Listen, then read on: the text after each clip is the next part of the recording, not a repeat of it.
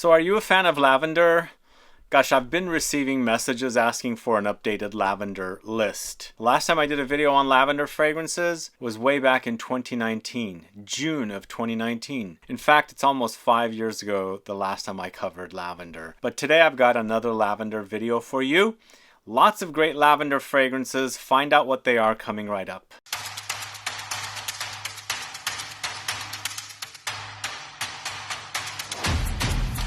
Thanks so much for tuning in. It's all about lavender today. Let me know if you're a fan of lavender. It's one of my favorite herbs, but we don't use it or consume it as food as much as other herbs, you know? I know I've had lavender ice cream, I've had lavender in chocolate, some desserts and things like that, but it's never used in savory foods. At least I haven't seen it. But I absolutely love lavender. In fact, I love the lavender plant. I love to pick them, smell the actual lavender essence on my hands when I handle them. It's just a very, very calming ingredient. So the fragrances in today's video do seem to be leaning on the masculine side, but it is lavender. Let me know by asking you, do you consider lavender a feminine note or do you consider it a masculine note? There are fragrances here that are unisex. A lot of them are for men, targeted for men, but feminine or women can totally use them. And there might be a few ladies targeted fragrances in this list as well, but it's all about lavender. The focus note is lavender. Let's get started. I'm doing this in chronological order of when the fragrances were launched. We're going way back in time, almost 100 years. In fact, 90th anniversary fragrance was just launched. We're talking about CARON, Pour-un-Homme de CARON, in the EDT from 1934. And the new Parfum from 2024. So in 10 years, they will celebrate 100 years of Caron, Pour-un-Homme de Caron. The EDT has been a favorite of mine. It's been a favorite fragrance in my family. My dad wore it. I remember him wearing it. It smelled great. I used to steal sprays from him when he wore this stuff. Really, really loved that kind of warmth against the aromatic herbal touches, the spiciness of the lavender, that signature smell. It has a little bit of musk in here as well, but it's all about the lavender or lavandin in the nose, which are kind of similar plants, but they do have some differences between the two smells. But in the end, what an amazing fragrance this is. One of the best fragrances ever created for men. And with the Parfum version that just came out, it's just a more robust, intense version of the original Eau de Toilette. It depends on what you want. Do you want something beefy? Go for the Parfum. If you want something more easier to wear, go with the Eau de Toilette. I prefer the Parfum because I like it strong. And one of my favorite fragrances of all time. But moving on to 1995, another male targeted release. Before I move on to the Le Male, I know a lot of women that wear Caron, Pour-un-Homme de Caron. So it is, I think, very unisex offering. The next one is Le Male by Jean-Paul Gaultier, launched in 1995, created by Francis Kurkdjian. And then we've got the ELIXIR version of it here as well, many years later. But the 1995 version I wore in the mid-90s, and once again it was kind of a similar idea to the Caron, but definitely much more updated. It's got lavender and vanilla, but with mint and sandalwood. There's tonka and orange, amber, cardamom, sandalwood, cedar, Artemisia, bergamot. It's just a very nice fusion of warmth with herbs and spices and some ambery touches and woods. It's a great, great fragrance. One of the best male fragrances out there. It's stood the test of time. It's still out there selling, and they keep cranking out the flankers. Lots of flankers here. We did get a Parfum during the pandemic, and last year we received the ELIXIR, which happens to be a really great favorite of mine. But it's taking the DNA of Le Male into a very warm, ambery, honeyed, kind of sweet direction. So depending on which version you would want to go for one of those. And also the two different fragrances I spoke to you about so far, the Caron and the Jean-Paul Gaultier, do seem to be on that kind of warm amber fougere direction. And fougères are what are known as, or is the word for fern in French. And the fougère style of fragrance, considered the barbershop, utilizes a lot of lavender or other similar aromatic notes. But moving on to the house of PENHALIGON'S, going to 2010, it's Sartorial. This is a favorite of a lot of men that enjoy the barbershop fragrance. It does reminisce to the fragrance Brut by Fabergé. If you're familiar with that fragrance, this will remind you of it. For sure, my dad wore that one too. And it does remind me of it for sure. It smells great. But lavender, honey, metallic notes, or I should say is more beeswax, oakmoss, aldehydes, leather. The addition of honey and beeswax are both featured here. There's like a waxy consistency in this fragrance. But in the end, it's sweetened up by the honey beeswax note, and then also it's an overdose of the lavender. So it's a lot of lavender with tonka. There is that idea of metallic touches in here for sure, and I get a lot of metallic touches when they combine aromatics like lavender or other aromatics like geranium against citruses. It creates a kind of a metallic screechiness. On that one, it's not as strong, but it's definitely prominent with aromatics, especially when they combine it with certain ingredients. You get that kind of sharp metallic edge, that screechiness. It does happen. Next, going to the house of Chanel, it's Jersey, this one right here. Are you familiar with this one? This is in the Eau de Parfum concentration, originally launched in 2011 as an EDT. Later, the whole collection became EDP. And it's a great collection of fragrances in the Les Exclusives collection. And then Jersey is a really great combination of lavender with bourbon vanilla and white musk. It's definitely got the Chanel DNA in there. You'll smell it. But it's not as potent as some of the other Chanel fragrances. But in the end, it's very aromatic. It's got the herbal, kind of grassy herbal touches of the lavender, more like the greenness rather than the purple flowers part. For me, there's kind of a grassy effect in this one against the bourbon vanilla and the white musk. It's warm, it's cozy, it's comforting. For me, I find lavender fragrances to be great, fragrances to wear when I go to sleep. Or maybe just drizzle some or drip some lavender oil on your pillow or something. But wearing the fragrances also works. It just really calms and soothes you. And the fact that it's, meshed with vanillic notes, even better, because I find the whole experience very, very comforting. But moving on to the house of RANIA J, it's Lavande 44, this one right here. So Lavande 44 by RANIA J is another fougere fragrance. Lavender is typically found in a lot of fougères, if not all fougères. Lately, they've been modernizing the fougere with leaving out the lavender and maybe making it with the geranium or mint or like clary sage or something. But typically, with the original first fougere, Houbigant, which I did leave off that fragrance off this list, by the way, was created with lavender and geranium. But this is lavender, tonka beans, vetiver, labdanum, patchouli, oud, and musk. It's a great take on a fougere style fragrance. It's a very indie niche style fragrance, but really smells wonderful. It does have that kind of barbershop-y effect. It's a very underrated small indie niche house from France. If you don't know this one, do check it out. It's a great take on the lavender fragrance with the fougere qualities. Smells fantastic. And if you like barbershop-y scents, definitely try Lavande 44. Yes, I did leave off Houbigant's Fougere Royale. I speak about that one quite a bit, so I decided to leave it off. But this next one's from the house of XERJOFF. It's NAXOS. NAXOS from 2015. I was trying to find various takes on lavender because there's so many fougères out there. A lot of them which are very similar. The typical fougere barbershop fragrance. Here I've got a lot of warm kind of lavender focused fragrances. With this one here, it's a warm amber fougere style. It's a NAXOS from XERJOFF, launched in 2015. It's bergamot, lemons, lavender, jasmine, cinnamon, honey, cashmeran, tonka. So it's got a barbershop-y kind of effect here, but we're going into more of a warm amber, honeyed, sweet direction rather than focusing on a fougere that smells like Houbigant's Fougere Royale, or even the fragrance I just spoke about, Lavande 44. Probably the most popular fragrance in the catalog of XERJOFF fragrances. Let me know if you're a fan of it. It does smell great. It does remind a little bit of Pure Havane from Mugler, but Pure Havane is missing the lavender note. It doesn't have the lavender note, whereas Pure Havane is more of a honeyed tobacco. Here, it's that and plus the fougere style mixed together, if that makes sense. But moving on to the house of Parfums de Marly, it's Layton, this one right here.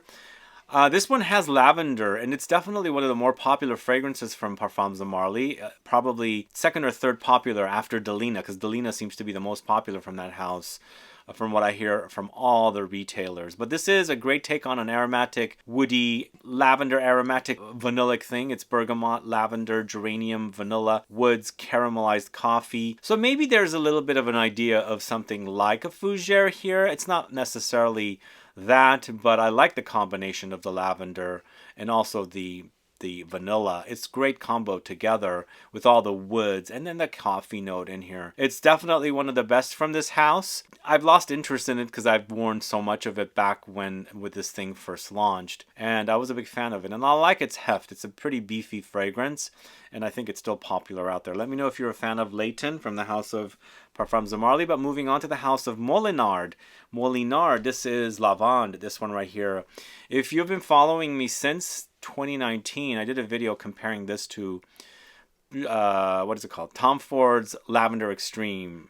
They were both very similar fragrances. This came out like a year or two before, and I found them very similar. Not identical, but similar. So Lavender Extreme was quite pricey. If you were looking for that fragrance and you couldn't afford it, this is a great alternative. If you're now looking for that fragrance, because it is discontinued now, this is definitely a great alternative. Once again, it's taking lavender, mixing it with aromatics and also warmer notes. So there's an ambery vanillic warmth against the, contrasted against the aromatics and the spiciness of the herbal notes. So it's clary sage, lavender, vanilla, benzoin, tonka, labdanum, and patchouli. It's really, really great. One of the best from this house in this purple bottle collection.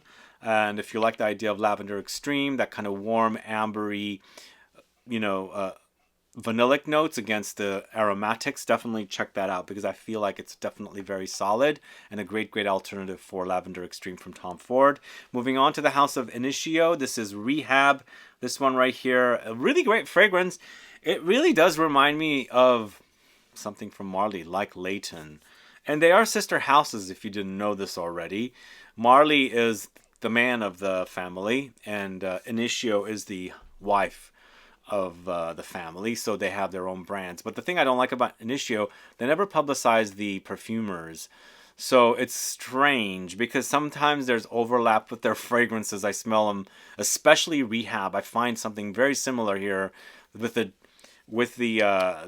Marly DNA here. So is that the reason why they don't publicize it? These are like maybe the fragrances that didn't get approved over at Marly, so they end up becoming Initio. I don't know what it is, but this is a really great take on that kind of, aromatic lavender spiciness with tobacco and other notes. So it's lavender, tobacco, cedar, patchouli, gaiac, vanilla, sandalwood, and musks. It's on the masculine side because this has the kind of notes that would create this kind of an effect. Also kind of going back to the tobacco fragrances of the late 90s, like there's some slight hints of fragrances like Versace's Dreamer, the Dreamer. Something similar but not identical. So it's got those kind of things going for it, and that's what I like about this one.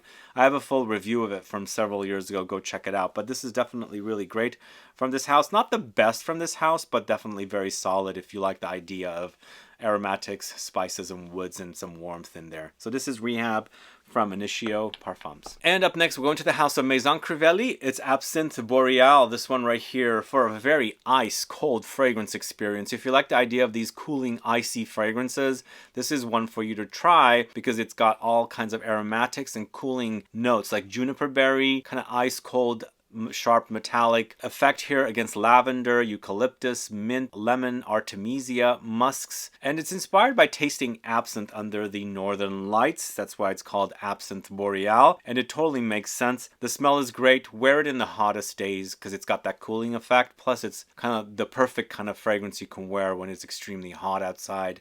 Just really subconsciously will cool you off, also with the fact that you're wearing it. It's a great smell. It's kind of like a modern ice-cold fougere, but it smells really, really fantastic.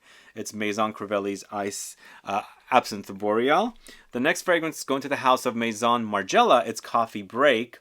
Coffee Break is a combo of milky whipped cream notes, or foamy kind of milk notes, like a cappuccino is what I'm trying to refer to, against lavender and of course the coffee notes. It's a very interesting and unusual combination that works. It's a really great release from this house. It's soft milk mousse accord, coffee accord, lavender, spearmint, red apple accord, lemon essence, orange flower absolute, sandalwood, and cedarwood. The smell is great. It's an eau de toilette, so you've got to spray this one a little intensely. The other thing with this one is the way it wears. It's perfect in the autumn rather than the summertime, where we're headed to right now, but it does feature a prominent lavender note against the coffee accord and that kind of foam, soft milk foaminess, or mousse accord they call it.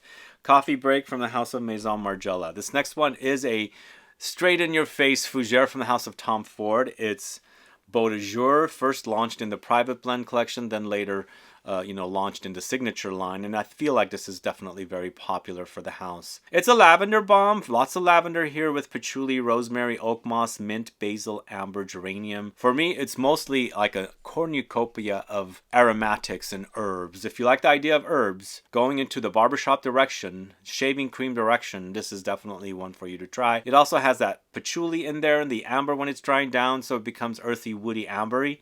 It's a great scent. It's definitely not disappointing, and it's a great alternative to something like Houbigant's Fougère Royale. I'm not featuring it, as I said, here today. I've spoken quite a bit about it recently, but this would be a great alternative for it. It's similar but different, but similar Fougère idea. So this is Beau de Jour from the house of Tom Ford. Moving on to the house of Parfums de Parfum, it's Eau Provence 89. This one right here. So this is the interesting combination of melons and watermelon against narcissus and also lavender. So lavender, and also I should say lavender in general, is an aromatic herb that's grown in the south of France. So they've connected it with this fruitiness of the melons, a bit of aquatic marine thing against the sweet fruitiness of the watermelon. So it's a very interesting fragrance. I didn't really enjoy this fragrance as much as I do now, and it's not like one of my all-time favorites from the house, but I like the combination. It kind of works for me, and I know some of you might enjoy this one. If you like the idea of the fruitiness, the marinish kind of touches of the melons, kind of having that ozonic quality against the aromatics of the lavender with that narcissus note, check it out. It doesn't wear uber intense, but definitely worth mentioning here because it does feature lavender very prominently. All right, up next, going to the house of Paris Monte Carlo, we're going with Lavande Romaine. This one right here from 2020, created by Jean-Claude Ylena. So Jean-Claude Ylena created a lot of fragrances for Paris Monte Carlo in these white bottles. This is a very unusual take on lavender. It's different. It's got lavender, blackcurrant leaves, cedar, and white musk. So the lavender is a bit strong and potent and not that beautiful purplish kind of aromatic herbal spiciness that I like. It's pretty intense and it's a bit overwhelming. It kind of smells like the lavender that's in the lavender fragrance from Frederic Malle, another fragrance I didn't feature here. But this is an acquired taste. It's not one of my all-time favorites. Same thing with the Frederic Malle, but I haven't mentioned this one too much, so I wanted to highlight it for you guys to check it out. There's definitely something a little intense that kind of wakes up your senses, but not in a very pleasant way. And I feel like it's the combination of the type of lavender they're using here with the blackcurrant leaves that are in here as well. Either way, try it and see. It kind of acts a bit like a barbershop fougère style fragrance, but not necessarily like a full fougère because it's missing some of the notes that typically are found in that kind of a fragrance. But for me, it smells like some of the lavender, the strong, intense, overwhelming qualities of lavender and green notes and leaves and other herbs, that are in other fragrances. So check it out and see what you think. It's Lavande Romaine from the house of Paris Monte Carlo. It's pretty intense, but doesn't wear like really heavy, just the quality of the fragrances. But the next fragrance is from the house of Dior. It's Sauvage Elixir from 2021. Yeah, it's definitely the best in the series of Sauvage fragrances. It's very luxury here. It's an overdose of lavender with grapefruit, cinnamon, nutmeg, cardamom, coumarin, licorice, amber, vetiver, patchouli. I really like the idea that they use licorice here. It's an herb that's not utilized quite a bit in fragrances, and it gets trendy, and then, people start using it quite a bit, and then it loses its, trend, and then people stop using it again. Here, I find it to be great contrast against the lavender note and the aromatics and citruses. Eventually, this has the earthy woodiness of the patchouli, and it dries down to the amber, which is typically found in the original and the other flankers of the series. But this is definitely the best. It's not as dry as the original. It's got that creamy smoothness, and it makes it for a very luxurious take on the original Dior Sauvage. So it's Elixir, Sauvage Elixir from 2021. Then it's Diesel D, a unisex aromatic fragrance, herbal aromatic lavender fragrance. Not sure why they launched this as a unisex offering, which is fine. It kind of does remind me a little bit of a fougère, and it's lavender, vanilla, ginger, amber wood, cotton flower, and bergamot. So it wears very light. It's an eau de toilette, and it's a simplistic kind of fragrance with the overdose of lavender's aromatic touches and qualities, and having the warmth under there with some amber and spices. That's Diesel's D, but I should say Diesel D, the new one in the red, oh, awful. I can't stand it. I'm sorry, but if you like that one, I just didn't care for it. That one's definitely decent for a designer release. The next fragrance is from the house of Celine. It's Rumbo, this one right here. Let's say right there. So this is kind of like Chanel's Jersey, but definitely a bit more modern take on it. And I like that they have this kind of a wheat note in this. It's lavender, neroli, orris, wheat, musk, vanilla. So if you like the idea of Chanel's Jersey and you like that addition of the wheat note and also overdose of orris here, this has the DNA of the Celine fragrances. Definitely check it out. In fact, I feel like it's also kind of similar or reminds me a little bit of Caron, Pour un Homme de Caron, but this Celine Rumbo is a lot modern, which I like. Hinting at the classics, but you know, wearing very modern. So to check that one out as well. Next, going to the house of Grace de Monaco. It's Ombre Serene, this one right here.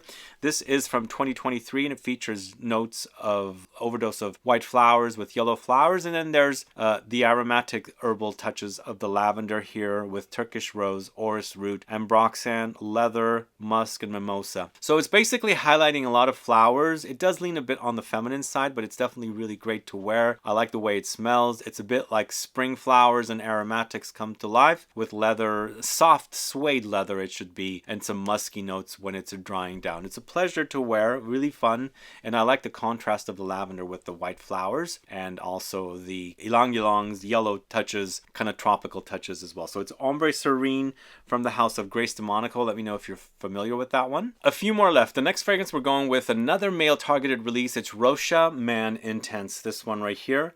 So this came out last year, and I feel like they did a pretty good job with this one. Even though the fragrance originally came out in the mid-90s or the latter part of the 90s, they hadn't done a flanker in ages, and they did a pretty good job with it. And what I like about it is the cappuccino accord in here against the vanilla, cedar, lavender, and citruses. It smells really, really great. It's just a more robust take on that kind of a gourmand aromatic note, breakdown. What's interesting is cappuccino, so there's some slight light coffee touches. It's more milky and kind of similar idea to coffee break as well. And I feel like the original Rocha Man perhaps maybe was inspired a little more from something like La Male because it came out around that same era. But this version is good. I really like it. I wished Amen Ultimate was kind of similar to this. I couldn't stand Amen Ultimate. And this has the cappuccino accord, and the Amen Ultimate did as well. And I much prefer the way this smells. It smells really naturalistic, and it doesn't smell like the synthetic stuff that a lot of male fragrances do from the not so very big designer houses. But either way, this is Rocha Man Intense.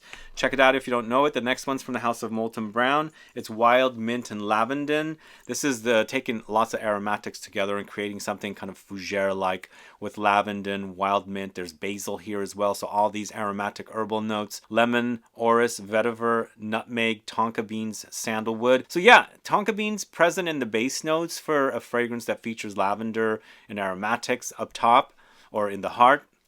Generally refers to something that's fougere-like, but this is definitely very modern and also very, very herbal. If you like the idea of herbal fragrances with a green edge, kind of leaning a little on the fougere side, definitely check this one out. This is a fairly underrated house.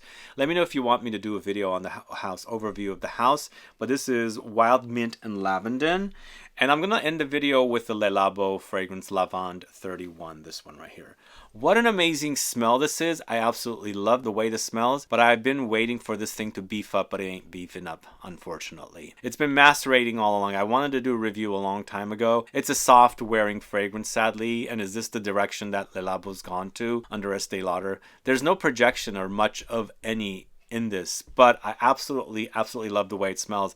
It smells super sexy and very, very modern for a lavender fragrance. In fact, out of all of these lavender fragrances, this smells super fantastic. It smells really, really modern to feature lavender when sometimes lavender can smell very classic. But it's lavender, bergamot, neroli, amber, musk, and tonka. Really, really great fragrance. Wears close to the skin, wears soft, and that's the disappointing part about it. But as far as smell goes, I find it to be super, super amazing. Let me know your thoughts on Lavande 31. Put a comment down below.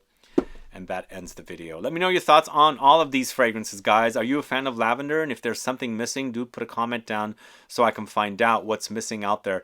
I thought I would have more lavender fragrances, but I guess I don't. And a lot of them turned out to be male targeted and also fougere leaning, which I was trying to avoid doing. So that's why I've left off some fougeres that I normally typically talk about. You can go search fougere on the channel and you'll find videos that will, be discussing fougeres.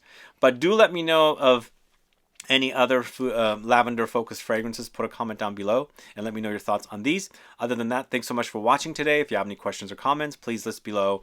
Please like this video, please share it, follow me on Instagram and Facebook, and I'll be back with more videos very soon. Have a good one. Goodbye.